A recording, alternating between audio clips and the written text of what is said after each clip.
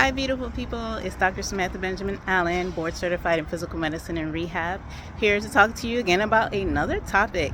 Today, we're going to answer the question, how to get the most out of your hospitalization so you don't leave with more questions than answers. So the inspiration for this post came after a conversation with someone who had a family member in the hospital with pulmonary emboli, or blood clots in the lung. And we wanted to make sure that before she left, one, she was optimized, and two, when discharge came, all the appropriate questions would have been answered. So you can apply this to any reason for hospitalization. Just tailor it to what you're dealing with, if that's the case. So one, you want to make sure the cause for the issue has been evaluated and assessed, and that you ask the physician if there's anything to do to correct it so that it doesn't happen again.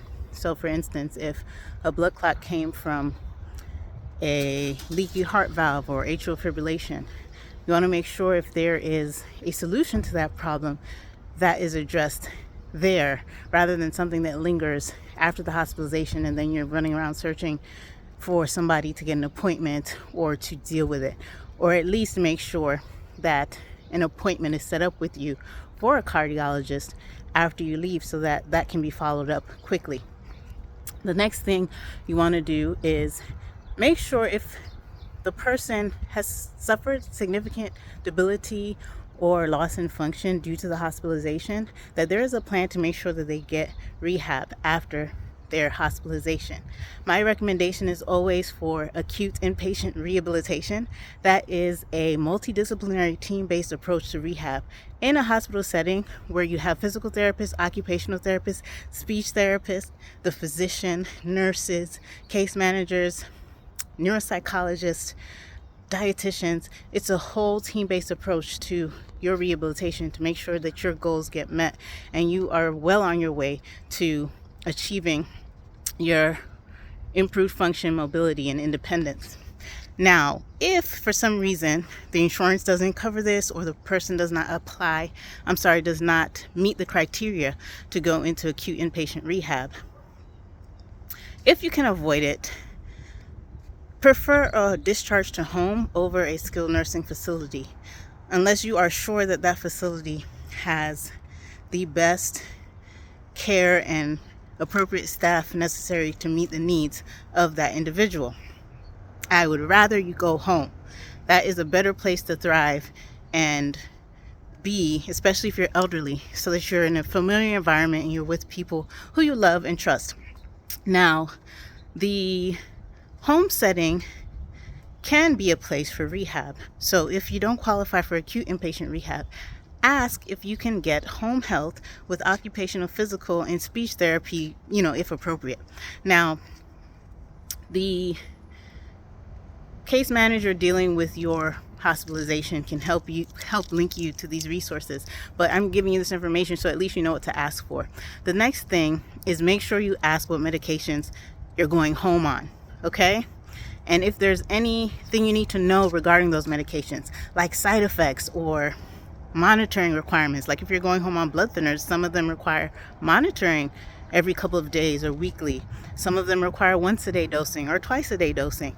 But you need to know, and you also want to make sure you ask if your insurance covers the blood thinner that they are going to offer you, because if they don't cover it, it can be very costly to pay out of pocket. So make sure you ask that up front so you're not discharged and then you get home or you get to the pharmacy and realize, oh my goodness, I have to pay $500 for this one medication. You don't want to be hit by surprise with something like that. The next thing is to ask who you need to follow up with, okay? Make sure, as I said earlier, you have an appointment set up with the major providers who you need to see regarding your case. So if it was like a brain injury or a stroke, you need to see a neurologist. Sometimes that's left out of the equation.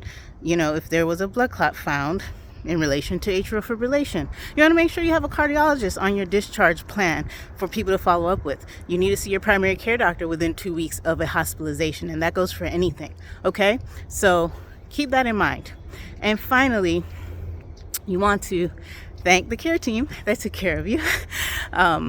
Hopefully you're pleased with the service, but I think knowing the questions to ask can increase the chances that you're pleased with the service, and the outcome can likely be much better because you got your questions answered before you left and had a smooth transition to home. Now, thank you for listening, and if you are interested in working with a physician in physical medicine and rehab in the home setting to help you achieve increased independence, mobility, function, and quality of life, I invite you to book an appointment to work with me at freedomwellnessphysiatry.com, or you can call 240-339-5377. If I left anything out, I'll probably put it in the video notes, but it's just a quick video to give you some tips to help you have a better hospital experience, because I know it can be hard. All right, take care and have a great day. See you next time.